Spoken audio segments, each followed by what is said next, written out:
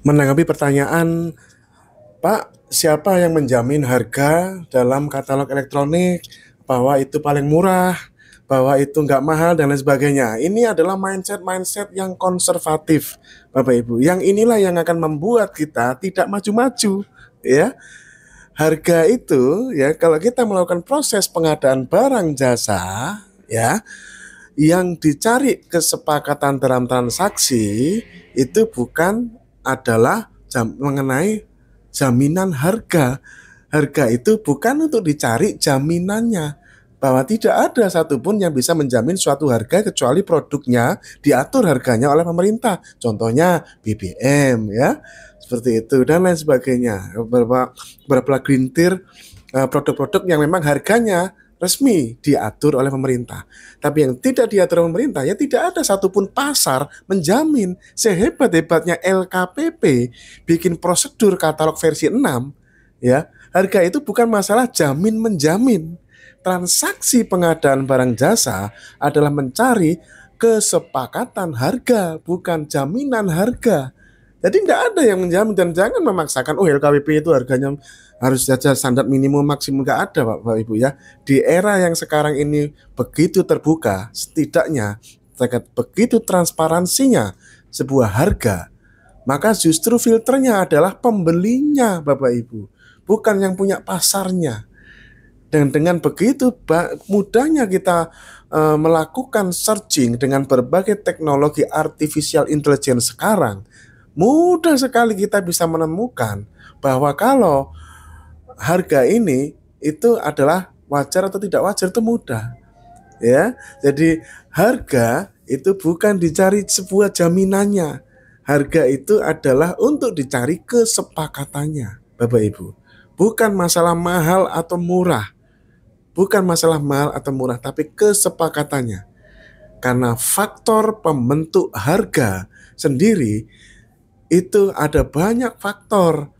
Sehingga itulah gunanya di Perpres pasal 4, tujuan pengadaan adalah menghasilkan barang jasa yang tepat, di mana harga itu hanya satu dari komponen yang lain. Bahkan di Perpres 46 tahun 2025 yang merupakan perubahan kedua dari Perpres 16 2018, tambahkan satu variabel lagi, yaitu variabel lokasi. Sebelumnya sudah ada variabel kinerja, variabel teknis, variabel waktu, variabel kuantitas, kualitas kuantitas, ya, kualitas kuantitas, kemudian waktu, ya, kemudian pelayanan. Sekarang tambah satu lagi tuh, lokasi, ya.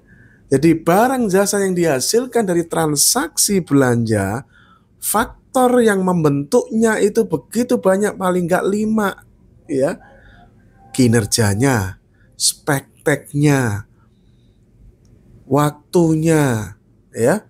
Anda beli yang ready stock langsung hari ini nyampe, dengan beli yang sangin, Pak ini harus nginden dulu Pak 6 bulan, lain Pak harganya. Itu waktu. Kemudian lagi lokasi, Pak ngirimnya, misalkan Anda di Padang terus ngirim, Anda beli barang yang sama-sama produk laptopnya nih misalnya, yang ngirimnya dengan Padang dengan ngirimnya dari Jakarta atau dengan ngirimnya dari Kalimantan, beda. Itu baru dari sisi ngirim itu ya, purna jualnya. Kalau Anda pernah datang ke pusat-pusat elektronik seperti WTC, ITC Cempaka Mas, atau Bandung Electronic Center tempat saya tinggal ya, BEC Bandung tuh ya, itu Anda lihat, walaupun jelas cetowelo-welo harga, katakanlah handphone Samsung itu loh, harganya itu sudah jelas dipublish di website resminya sekian gitu. Emang kalau Anda datang ke toko-toko yang ada di situ, harganya nggak ada yang sama satupun, nggak seragam. Terus habis itu kita ngomong, wah harganya nggak ada standarnya, nggak bisa begitu Pak ya. Itu karena memang faktor pembentuk harganya itu variabelnya banyak, makanya harga bukan untuk dicari jaminan-jaminannya.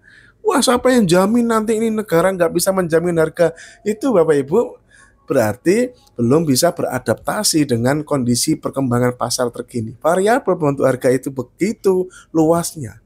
Emang bisakah pemerintah itu mengintervensi, oh harganya harus segini gitu? Kalau itu produk-produk yang memang sesuai undang-undang seperti kayak BBM, ya bisa. Tapi kalau bukan yang itu, barang-barang elektronik, barang-barang alat tulis kantor, barang-barang yang ada di katalog itu begitu banyaknya kategori-kategori bisa? Tidak bisa karena variabel pembentuknya itu begitu dinamis.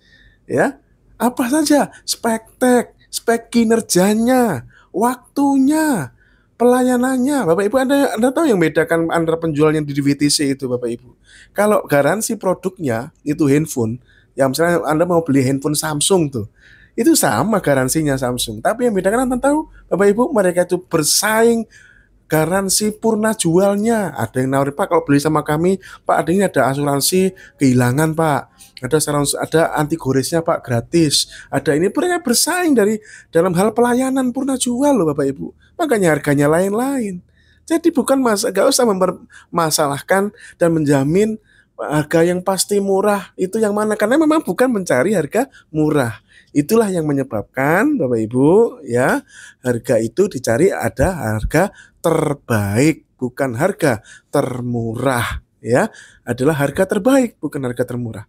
Harga terbaik itu apa? Harga yang sudah mempertimbangkan selain faktor harga itu sendiri, faktor yang utama yang variabel yang lain seperti yang tertuang dalam Perpres pasal 4 huruf A satu ya, yaitu apa? Tujuan pengadaan menghasilkan barang jasa yang dilihat dari aspek kualitas. Ya, kualitas itu bisa diartikan kinerja, performance-nya. Lain, Pak. Udah lagi apa? Kuantitas. Anda beli satu dengan beli 10 nggak sama, Pak. Ya, waktu Anda mau beli yang barangnya langsung nyampe dengan yang masih bisa ngindan, ya nggak sama, Pak. Lokasi, apalagi lokasi, ya.